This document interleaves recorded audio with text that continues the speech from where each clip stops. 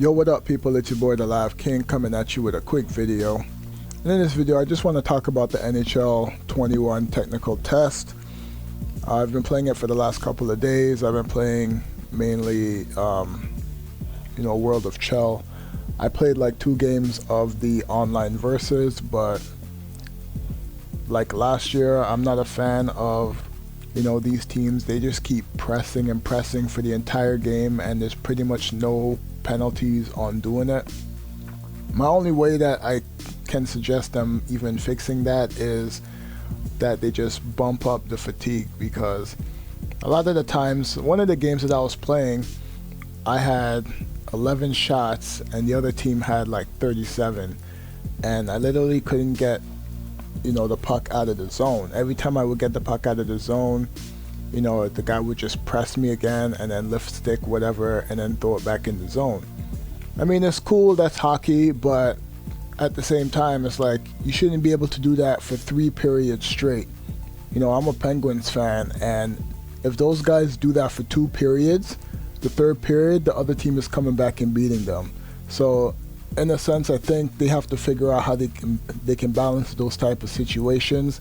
So for me, when it comes to NHL 21, I guess I'm gonna have to go back and just play. I might just do 3-on-3 in EA Sports Hockey League, and then pretty much be a pro and play now again. Maybe I'm not as good in hockey as I claim to be, but at the same time, if this game is supposed to be a competitive type game, there should be some balance in there. But whatever, it's what it is. That's how the game has been playing for years anyway online, so I don't expect it to change. It's good that I get to play with a few teams online. Actually, they have all the teams in here, so it just gives you a glimpse of what you can do in the game. So I know I got sliders for NHL, so I know that this game is pretty much going to it's a slight improvement gameplay wise. So I know, like, if I do my little slider adjustments, I have a template on my website. Once the game comes out, you get a feeling of how it plays, then you make a little bit of adjustments here and there. You can get the game to play however you want it to play. So that's what I'm going to be focusing more on when it comes to NHL 21.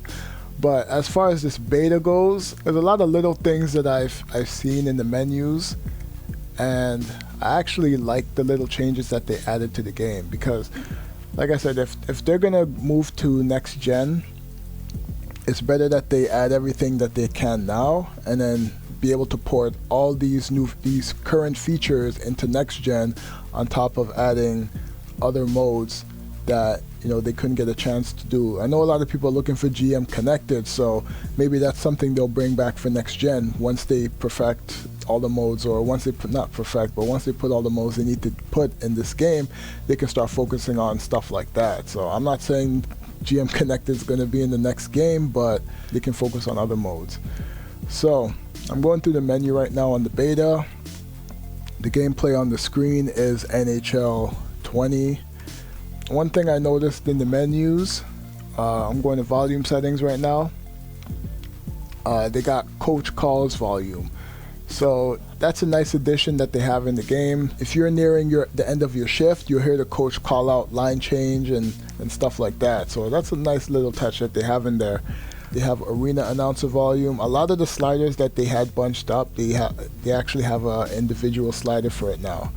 So they got goal horn volume, they got menu music volume, sound effects volume, all that stuff's already been in there.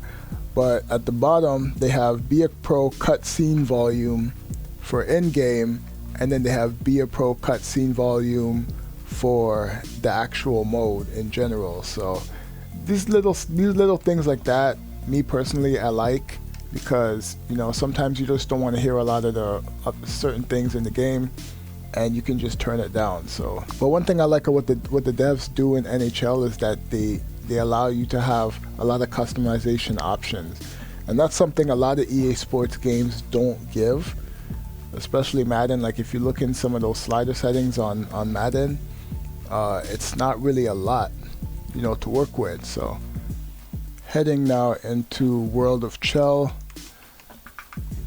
One thing I liked about the customization is that you can actually, when you go into customize skater, oh, also the menus are a bit faster this year.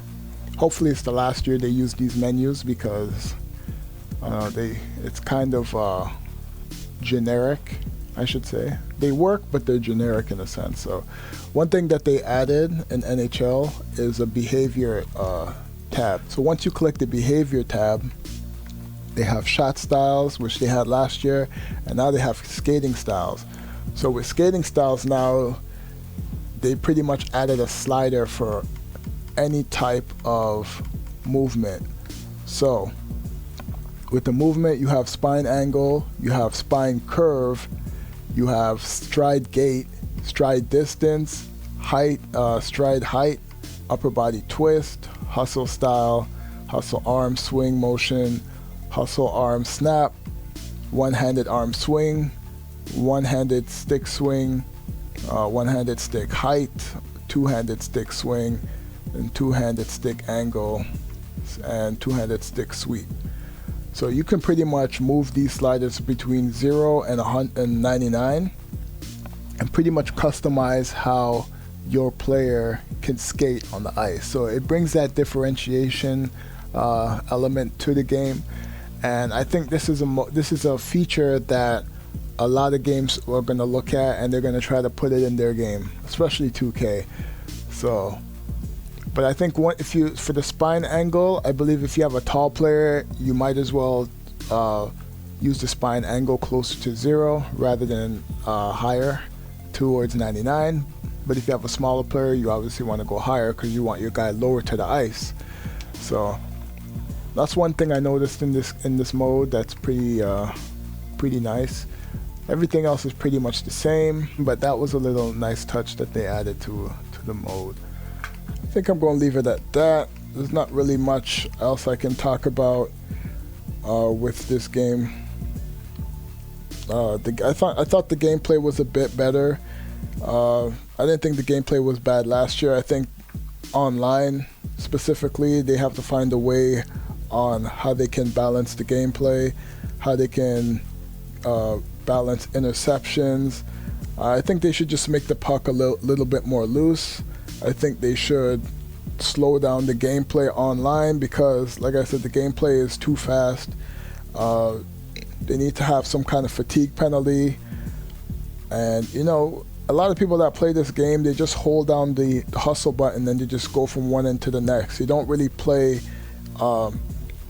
more to a position. And, you know, that can create a lot of havoc out there on the ice. So it's just little things like that I feel that they should look at in terms of improving the online play. I think everything else will speak for itself once they get everyone playing the game and analyzing their data and stuff like that. So overall, NHL 20 is pretty much similar to NHL 20, a little bit of improvements here and there. BA Pros are obviously different. They actually have cutscenes and stuff in BA Pro.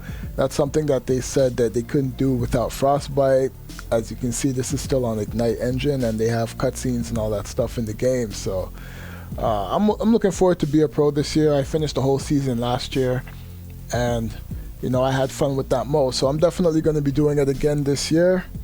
You know, Black Dynamite is coming out of is coming back for a second season in NHL 20. Hopefully we can win another championship. And that's it. What do you guys think of this video?